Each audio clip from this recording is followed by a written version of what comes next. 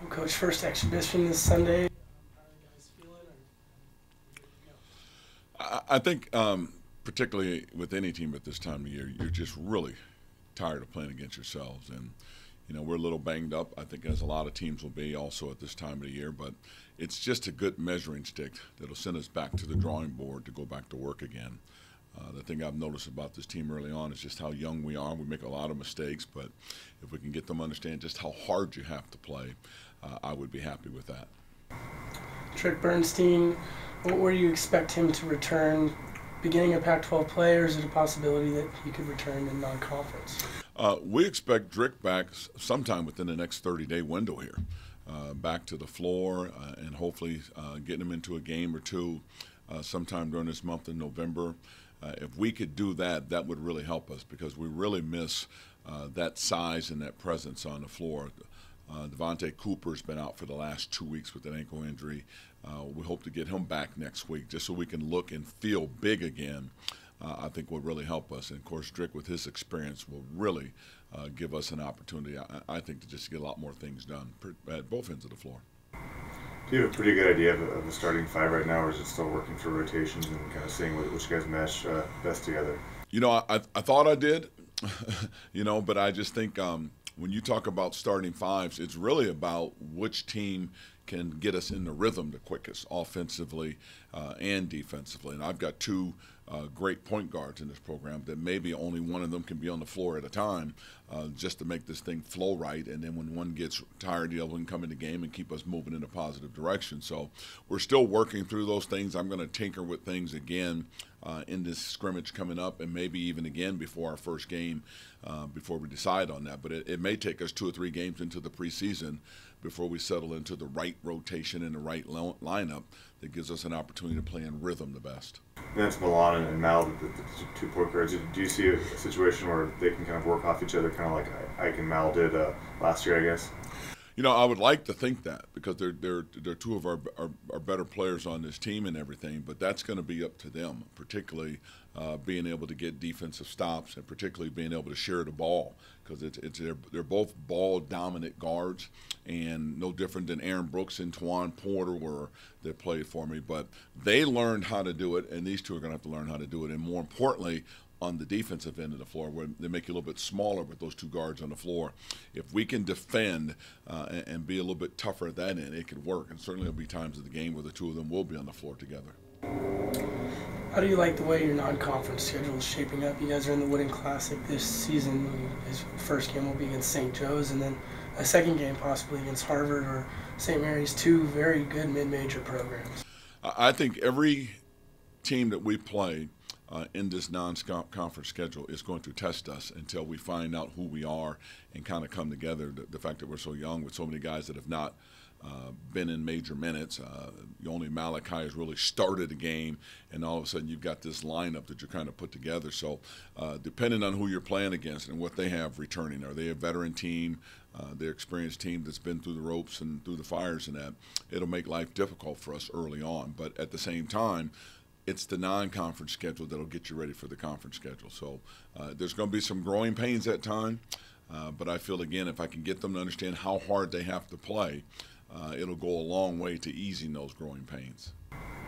No, I know the Italy trip was really valuable for you guys last year. Do you see fresher legs at this point this year that they haven't played those preseason games and can kind of come into the season fresh?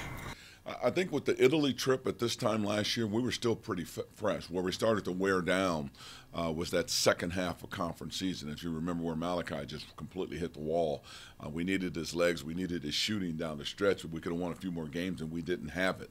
So the good thing about that team last year, though, there were 4 strong-bodied veteran players that were able to tough it through a season. So this team would not have done well with the summer tour with so many young guys. So we're in pretty good shape that way in terms of having energy and fresh legs coming into the season. And I have a couple that were sent to me. You guys don't have as much height as last year. How do you expect the team to compensate for lack of size? Well, actually, we do. I mean, Connor was a 7-footer. Devontae Cooper is 6'11". Josh was 6'11". Drick's 6'8". Outside of that, then the size is exactly the same. With those, take those two players off the table, and you add a 6'7" Arinze Cheatham, two big wings, and 6'5" Quentin Henson and Carter Skaggs. Those are big wings that we've not had before. So we may give up a little bit at the 5 spot where Connor was, and maybe give up a little bit where Josh was, but we're going to gain on the wings where we're bigger in those areas too. So to compensate, you have to gang rebound the ball. Rebounding is a big emphasis that I'm worried about with this group right now, and I'll feel a lot more better when Drick gets back. And then the other side of it is not having that size gives you a chance to play faster. And then defensively, I think we can do some things a little bit differently defensively to offset that as well, too. And then Malachi is the only returning starter. Do you expect a bigger role from him on offense and leadership-wise? Leadership-wise, I really need a bigger role out of him because he's the one guy that has kind of started and been through the conference. He knows what it's like. He knows what it takes to be successful. So first and foremost, he does need to lead us. The scoring load will take care of itself because he will naturally score more in his second season, but he also has some scores around him that he needs to make sure, or even in Milan's case, that we keep them involved in the game because Malachi can do some things that maybe some of these standstill shooters can't do, but you give them an open shot, they can knock down shots, but they need to make sure they get those looks. That comes from the point guard play on this team. And then you added a few JUCO transfers. What do they bring to the team, and what do you expect from them? I think the biggest thing out of the JC players that have come in, Devontae Cooper gives us size to be able to play against an opponent that has a player that's a 7-footer in there. We need him to bang a little bit. When you look at Quentin Henson and Carter Skaggs, they give us big wings. Big wings. Quentin is a big athletic wing. Both can really score. Quentin does it by putting it on the floor, knocking down mid-range, posting you up. Carter is one of those pure shooters that can really shoot the ball if you get them looks. So they both, all three of them, have an ability to help us, but especially those two that I just mentioned. Driggs being our first graduate transfer has been a pleasant surprise, even though he hasn't been on the floor, because his leadership is just off the charts, and he's really, really going to do some good things for us, just in terms of leading us and keeping us together. He's like a coach on the floor, and I think every team needs that as well, too. Go back to your reasoning from last season with Arinze and Jamar and Milan and redshirting and how beneficial that was to them to just sit and watch a full season of college basketball. Well, Arinze's parents really thought he needed the red shirt, and we agreed with that, just for being able to adapt to college at this level and everything else. Jamar, same thing. His people thought a red shirt year would be good for him because he wouldn't have got a lot of minutes last year as a red shirt. Milan was coming off of an injury, so it made perfect sense to red shirt him because he wasn't ready to play, and why waste a half a year getting him healthy and everything. So the thing that's helped all three of them is just the opportunity to be in a system, be in a program, understand what college life is like away from basketball, academically, socially, and then more importantly in the weight room, getting their bodies right, getting stronger. Now they're behind right now, again, because they haven't had an opportunity to play in games and be in that live competitive environment. When they figure out that piece, all three of them have an opportunity to help us this year, with Milan probably having the biggest impact right out the gate. I think last year you guys shot around 36 from the three-point. I think we're fifth in the Pac-12. What's a good target for your team? What would you like to see that percentage be at this year? I don't know if I look at percentages. I would just say I would like for us to be one of the better three-point shooting teams in the conference again this year. And we're going to need to do that. And with the speed of the game that we'd like to play at to generate more three-point shot opportunities, that bodes well for us. If teams bog us down and keep us in the half court, be a little bit more difficult for us, not having a guy like Connor Clifford inside in the middle, although Drick can do some things for us in there as well. Have you spoken with Ike since he had his wild day in Los Angeles? And I've spoke with Ike, I've spoke with Connor, and I've spoke with Josh. I've tried to run down Charles a few times. I'm happy that all of those guys are playing somewhere. I think Josh and Connor already had an opportunity to play against each other over in Japan. They're in excellent situations. And, of course, with Ike, it was nice to see that you had another player that through the system was drafted or picked up, I should say, had an opportunity to play in the NBA. So that was a wild day for him, and I was happy for him. I'm very pleased with that opportunity.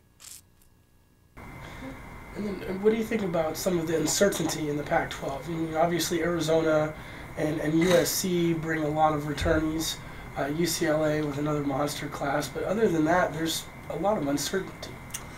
I think the uncertainty is there because of 27% of the draft came out of this conference last year, and that's a lot.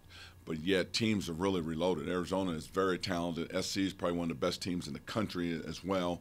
And then I think, again, UCLA has an incredible class. Oregon picked up a lot of pieces again with an outstanding coach. So those teams are going to begin, in my opinion, the teams to beat.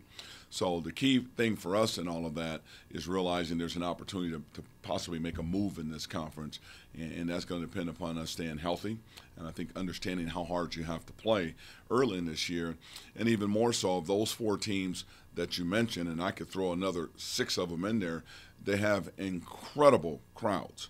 The energy in the building that we have to go up against. It's such a weapon for them that you have to go in and play against that, score against that, hit big free throws against that. And for this young team, if there's one thing we need those students in Beasley. And unfortunately, sometimes they're going to be out of school when we're playing in the preseason or even in conference games, but we need them there. They would help us go a long way to having that confidence sitting behind us, that energy in the building to help us with the tempo that we want to play at and just how hard we need to defend. So I'm hoping that marketing, I'm hoping that our zoo crew, everybody comes together and gives us an opportunity to have a nice student fan base sitting in Beasley Coliseum. You did go back and look at games against Washington at home last year and Colorado. The crowd presence was there, and you guys won those games. I mean, how tough is it to get these guys, the students out?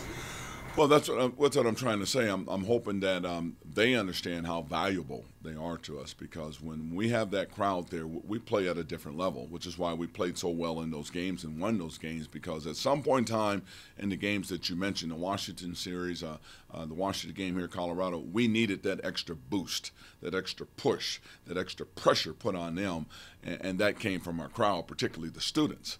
So we're going to try and be as creative as we can to work with our marketing people, work with Zoo Crew to get them in the arena, because they could be very, very valuable for this team this year.